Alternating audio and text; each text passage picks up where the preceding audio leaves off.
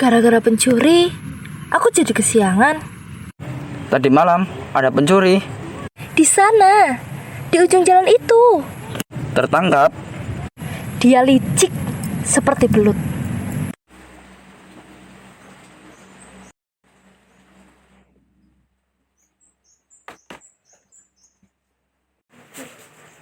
Sedikit sekali.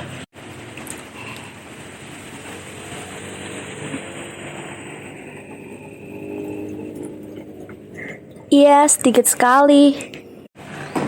Tempe Rp5 sekarang. Beras mahal. Kemarin istriku mengeluh. Semua perempuan yang ngeluh. Semua orang pengeluh. Kemarin sore istriku berbelanja ke warung Nyonya Pungut. Pulang-pulang, ia menghempaskan nafasnya dengan kesal. Harga beras naik lagi, katanya. Apa yang tidak naik? Semua naik. Gaji kita tidak naik. Anak saya yang tertua tidak naik kelas. Uang seperti tidak ada harganya sekarang. Tidak seperti.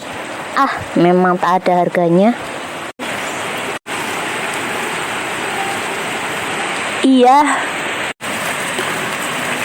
Ya, Menurut saya, sangat tidak baik kalau kita tak henti-hentinya mengeluh, sementara masalah yang lebih penting pada waktu ini sedang gawat menantang kita. Dalam seruan Serikat Kerja, kita pun telah dinyatakan demi menghadapi revolusi. Dan soal-soal lainnya yang menyangkut negara kita harus turut aktif dan bersiap siaga untuk segala apa saja, dan yang terpenting tentu saja perhatian kita. Ya, baru saja saya baca dari koran. Nih, korannya. Bahwa kita harus waspada terhadap anasir-anasir penjajah kolonialisme. Kita harus hati-hati dengan mulut yang manis dan licin itu. Tapi mahal tidak enak rasanya. Beras yang mahal hanya soal yang tidak lama. Iya. iya. Apa itu? Iya. Dulu saya hanya membutuhkan uang sepeser untuk sebungkus nasi. Dulu. Ketika zaman normal. Zaman Belanda. Iya, zaman Belanda. Untuk sehelai kemeja, saya hanya membutuhkan uang sehelai rupiah.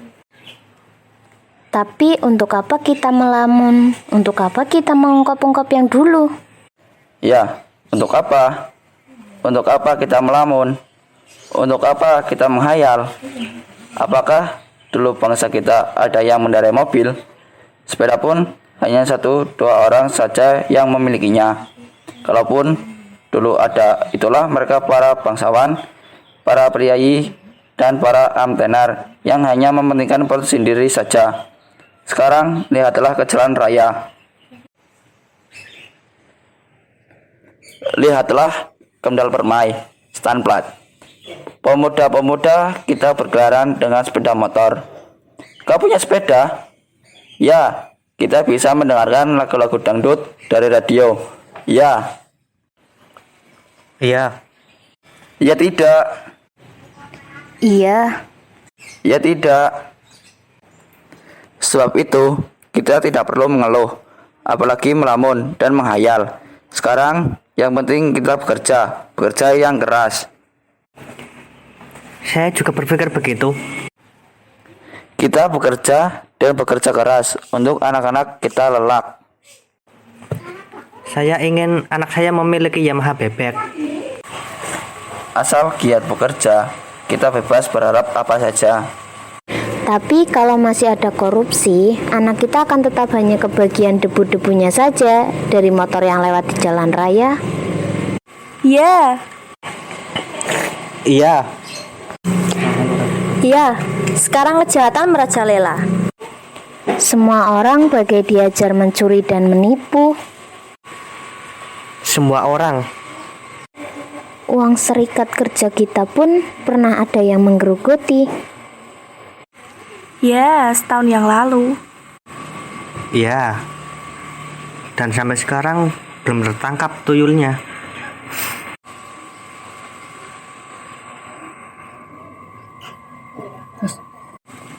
Ya, setahun yang lalu. Sekarang kita suka mempercayai orang. Bahkan, kita tak akan percaya lagi pada kucing. Kucing sekarang takut pada tikus, dan tikus sekarang besar-besar. Malah ada yang lebih besar daripada kucing. Dan ada pula tikus yang panjangnya 1,5 meter dan 40 kg beratnya. Tapi yang lebih pahit, kalau kucing jadi tikus alias kucing sendiri sama kurang ajarnya dengan tikus. Ya, sekarang kucing malas-malas dan kurang ajar. Dunia penuh tikus sekarang. Dan tikus-tikus zaman sekarang berani berkeliaran di depan mata pada siang hari bolong. Omong-omong perkara tikus. Sekarang ada juga orang yang makan tikus. Bukan tikus, cindil.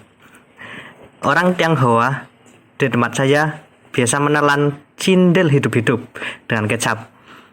Mungkin untuk obat. Bukan cindil, tikus-tikus, wiruk. Petani-petani sudah sangat jengkel karena diganggu sawahnya, sehingga mereka dengan geram dan jengkel lalu memakan tikus-tikus sebagai lauk daripada mubazir. Tapi ada juga yang memakan tikus itu sebab lapar. Ya, sekarang sudah hampir umum di kampung-kampung. Bahkan ada juga anjuran dari pemerintah setempat. Enak, Hah? sedap. Saya tidak urut makan.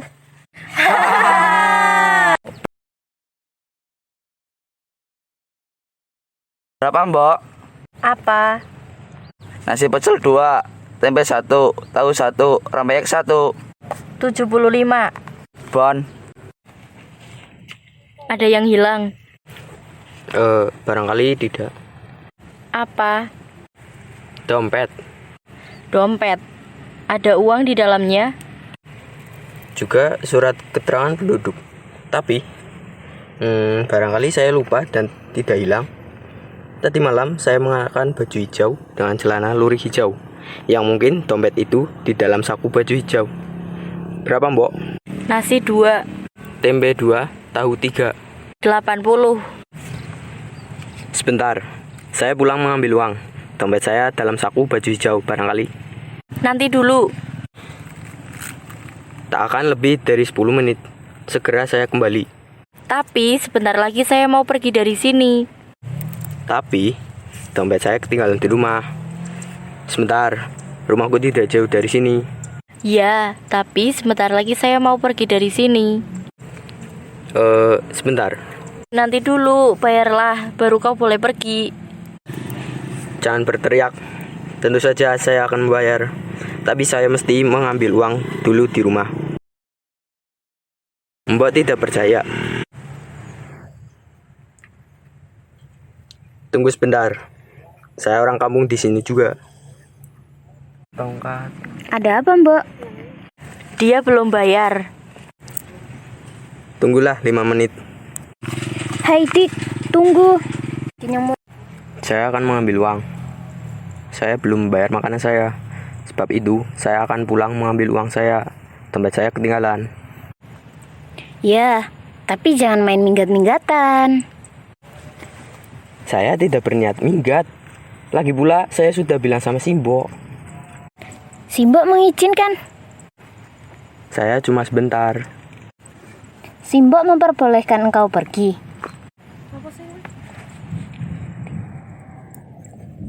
Si Mbok keberatan kau meninggalkan tempat ini sebelum engkau membayar makananmu.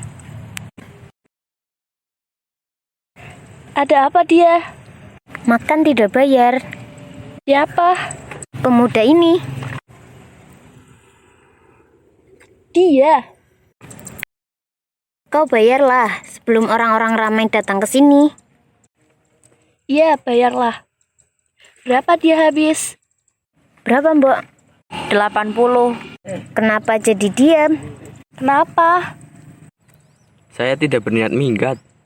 Masih muda sudah belajar tidak jujur. Masih muda sudah belajar makan tanpa jerih payah. Kenapa tidak membayar? Saya mau membayar. Uang saya ketinggalan.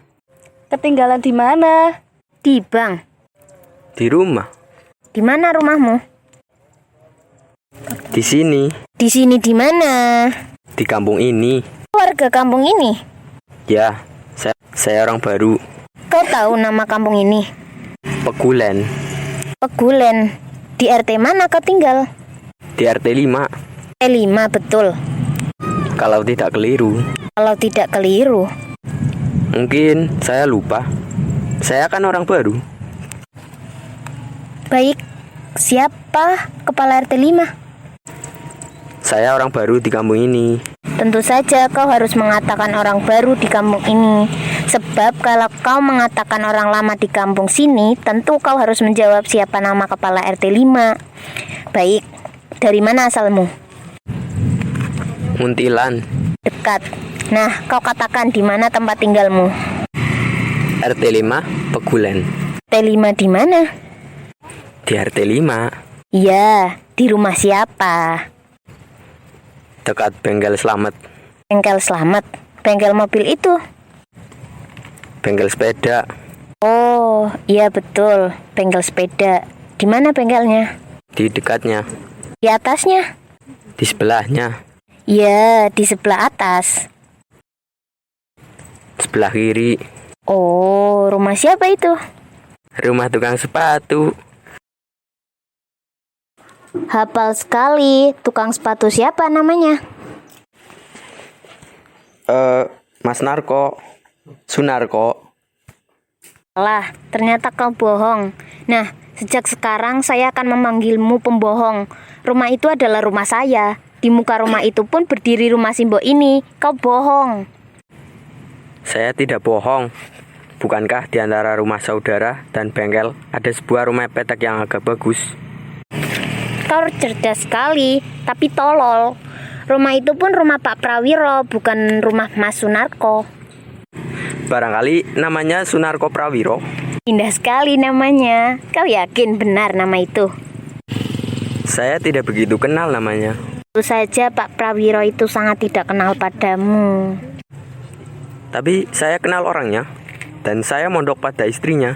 Setiap orang yang punya sepatu yang rusak dan buruk seperti sepatumu pasti kenal padanya. Dia kan tukang sepatu. Tapi saya betul-betul kenal.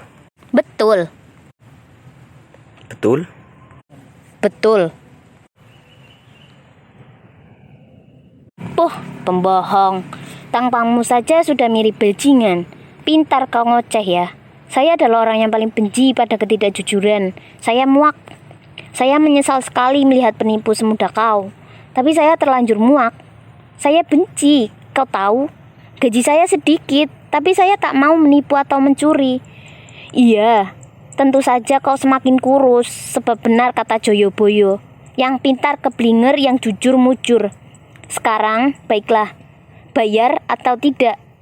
Ya, memang sedikit uang 80 rupiah.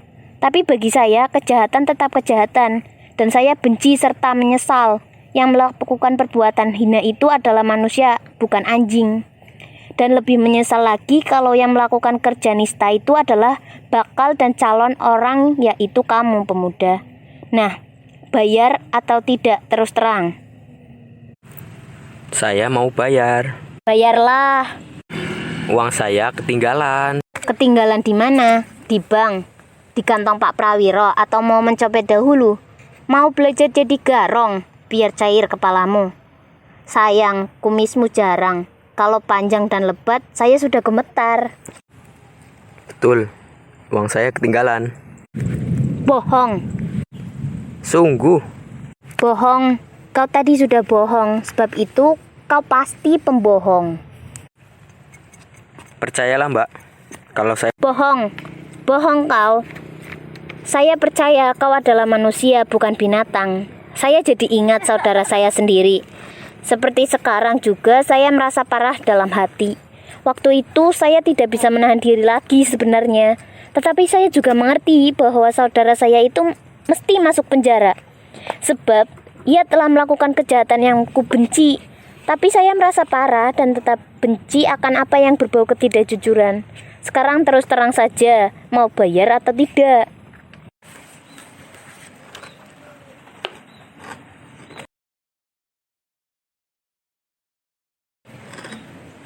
Ada apa? Makan tidak bayar. Siapa? Pemuda ini? Iya, pemuda ini. Segagah ini. Kalau tidak gagah, barangkali tidak berani ia menipu. Hai pemuda, kau punya uang tidak? Punya. Nah, kenapa mesti tidak bayar? Uang saya ketinggalan. Ketinggalan. Lebih baik tidak usah berbohong. Kalau bersikeras, semua orang akan mengepalkan tangannya, dan darah akan mengotori mukamu nanti. Bayar atau... Uang saya ketinggalan. Ketinggalan. Sekarang mengakulah. Kau menipu ya? Punya uang tidak? Mengakulah. Kau pasti tidak punya uang kan? Dan kau mengaku penipu. Nah, bilang saja terus terang. Jangan kau sakiti badanmu sendiri. Sudah kawan-kawan. Saya yakin dia tidak beruang. Tapi sebab itu lebih baik ia menanggalkan celananya saja. Kalau memang dia berduit, tentu ia nanti boleh mengambil celananya kembali. Jadi celananya jadi jaminan. Bagaimana? Ya, lebih baik begitu. Semua orang juga setuju. Tanggalkan pakaianmu. Saya malu.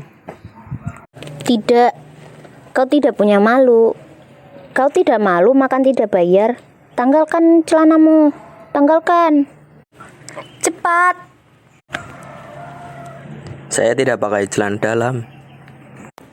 Bohong. Kau pembohong. Sebab itu kau pembohong. Sungguh mati. Demi Tuhan. Tentang celana dalam saya tidak berbohong. Kalau saya menanggalkan pantalon saya telanjang. Oh, sungguh saya tidak tahu bagaimana saya mengatakannya. Dan tentu saya pun tak dapat membuktikannya. Percayalah, kalau saya membuka celana, akan telanjanglah saya. Sejak tadi kau sedang menelanjangi dirimu sendiri. Dan kau diam-diam telah memberi api pada setiap orang yang telah melihatmu. Ada apa toh, Dek? Makan tidak membayar. Siapa? Si pemuda ini. Oh, lalu? Mula-mula dia mau menipu, pura-pura akan mengambil uang yang katanya ketinggalan, tetapi agaknya dia berbohong. Sebab itu kami sepakat kalau ia menanggalkan celananya untuk pengganti uang atau jaminan kalau memang dia punya uang. Berapa toh habisnya? Berapa, Dek? 80 rupiah. Ah, sedikit. Baiklah, jangan ribut-ribut, kasihan. Ini mbok 100 rupiah. Nanti dulu Mbak Yu. Mbak Yu bilang kasihan padanya, sehingga mendorong rasa kasihan Mbak Yu untuk membayarnya.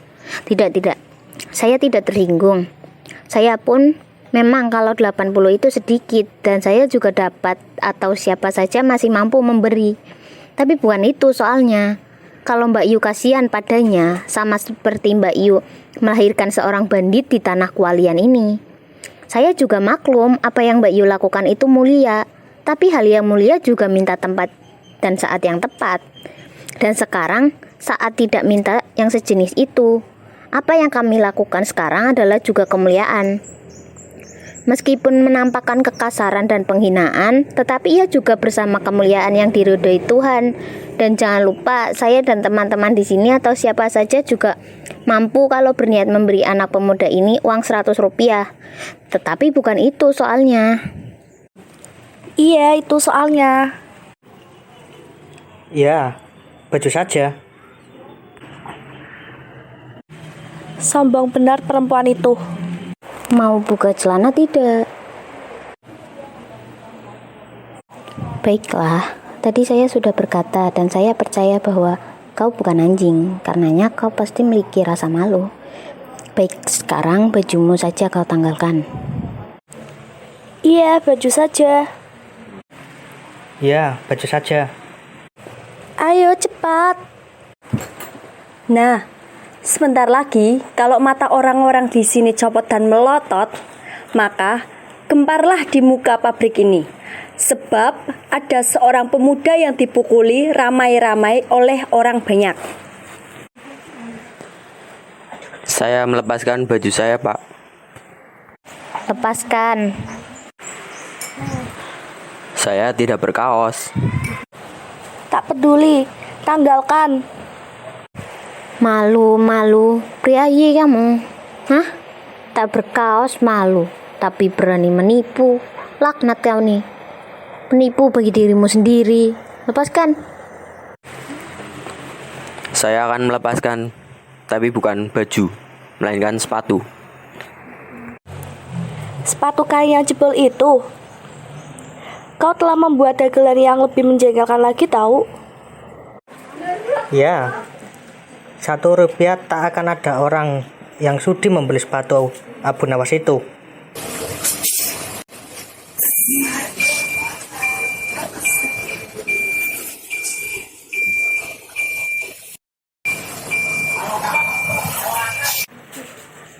Nah, Pak Sopir datang. Biarlah dia yang membereskannya, biar tahu rasa kalau nanti lengannya sudah digilir oleh Pak Supir. Ada apa? Ini makan tidak bayar. Si kecil ini. Iya, si kecil ini. Oh, sudah kenyang. Terlalu pagi. Matahari masih terlalu rendah untuk dihianati. Lalu akan kita apakan dia? Ia harus menanggalkan bajunya. Mestinya lebih baik makan baju daripada makan tidak bayar, bukan? Lalu Ia menolak melepaskan bajunya. itu tidak adil. Ia bisa menolak untuk telanjang badan, tapi ia makan tanpa bayar seenaknya. Itu tidak adil. Hei anak muda, kau pemuda Indonesia bukan? Tidak, jangan kau mengangguk. Kalau kau mengiyakan pertanyaan saya, kau sama dengan mengatakan bahwa pemuda Indonesia itu dibolehkan makan di warung tanpa bayar. Tidak, tanah ini akan menangis mendengar cerita itu. Dengarkan. Dulu, waktu sehabis perang, saya juga pernah menjadi pencopet, tanpa peduli lagi. Tapi malang rupanya, tangan ini terlampau kasar sehingga tangan ini lebih suka diborgol dalam penjara. Nah, di tempat yang sepi itu aku mengakui bahwa aku telah menyakiti orang, menyakiti hati dari tanah yang kita cintai ini, dan pasti Tuhan akan menutup pintunya bagi orang semacam aku. Sebab itulah setelah aku keluar dari rumah yang baik dan mulia ini, kemudian aku menjadi lebih maklum bahwa kita tak boleh berbuat jahat. Tidak, jangan. Tapi dengarlah lagi. Kau tahu, kalau kau berjalan ke arah barat dari arah sini, kau akan sampai pada sebuah perempatan di mana berdiri beberapa batang pohon beringin. Kau tentu sudah tahu di belakang pohon beringin itu berderet asrama. Dan kau tahu asrama apa itu? Asrama polisi. Nah, kau kuantarkan ke asrama itu?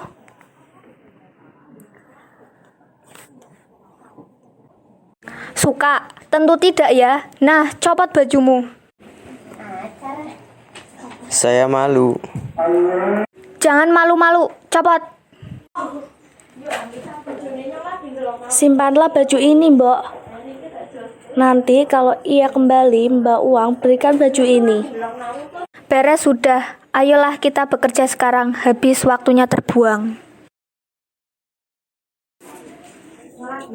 Saya kira kalau baju itu disimpan Simbok sekarang, niscaya kurang aman. Lebih baik baju itu dititipkan pada Abduh yang kerjanya dekat jendela. Baiklah, Mbok. Saya membawa bajunya ke dalam. Kalau ada apa-apa, panggillah saya.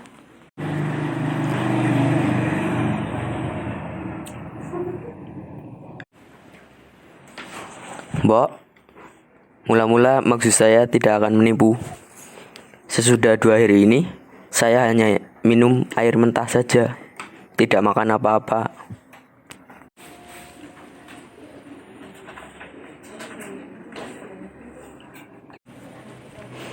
Seminggu yang lalu, saya masih di Klaten, bekerja di sebuah bengkel. Ya, aku tidak cukup dapat makan. Sebab itulah aku mencari pekerjaan di sini.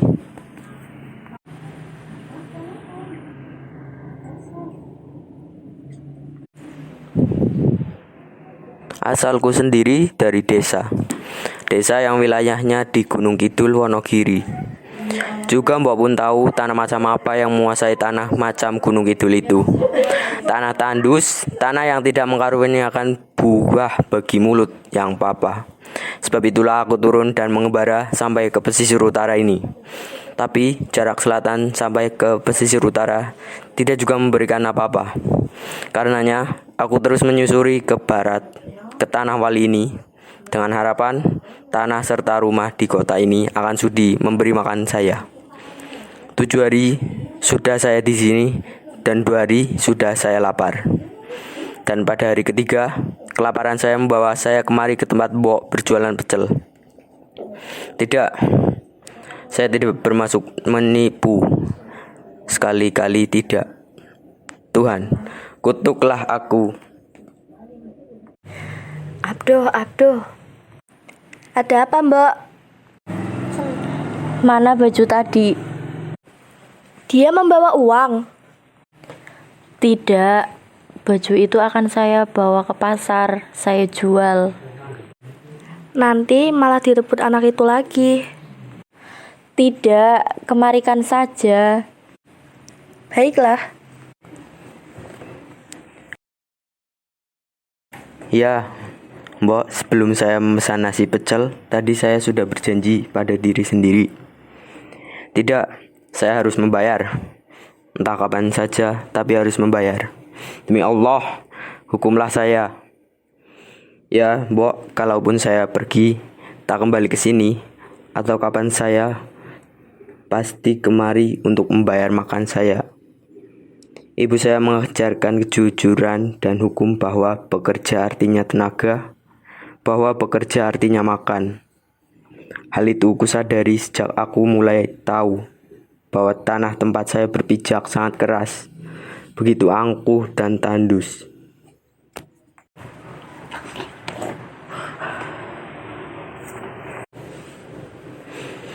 Tidak, Mbok.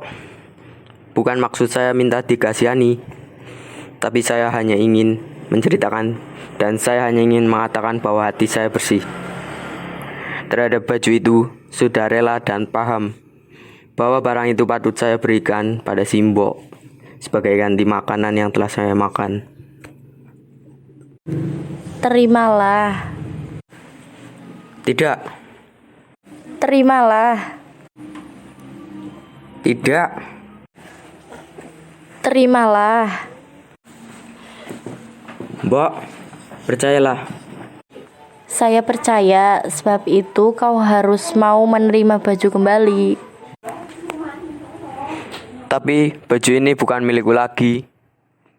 Ibu bilang aku tidak boleh memiliki barang kepunyaan orang lain. Tidak. Ada air mata di mata Simbok. Tidak.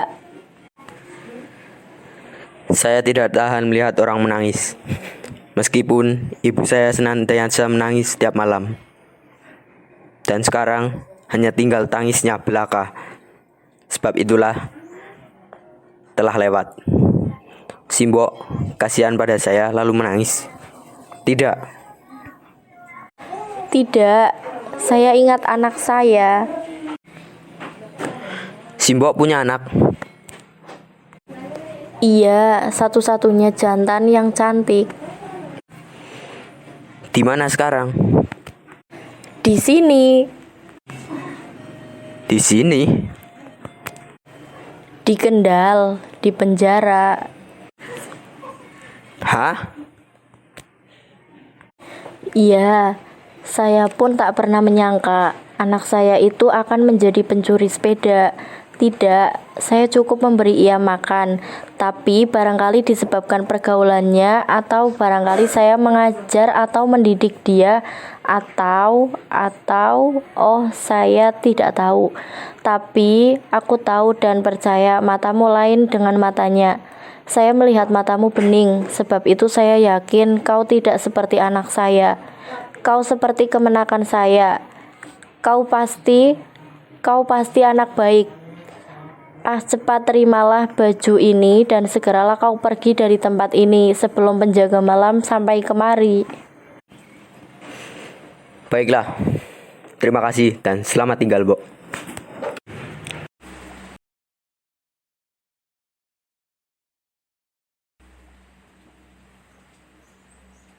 Minta pecel yang pedes. Katanya tadi ada pemuda yang mau menipu. Iya, Bagaimana tampangnya? kurus dan cantik. Pakai baju lurik, Iya, kalau tidak salah. bajigur. Kurang ajar dia. Tapi dia tak jadi menipu di sini bukan? Kemana dia? Jangkrik anak itu. Belut. Ada apa? Pasti dia. Kemarin malam dia juga menipu di sebuah warung di Pasar Kauman. Ya Allah.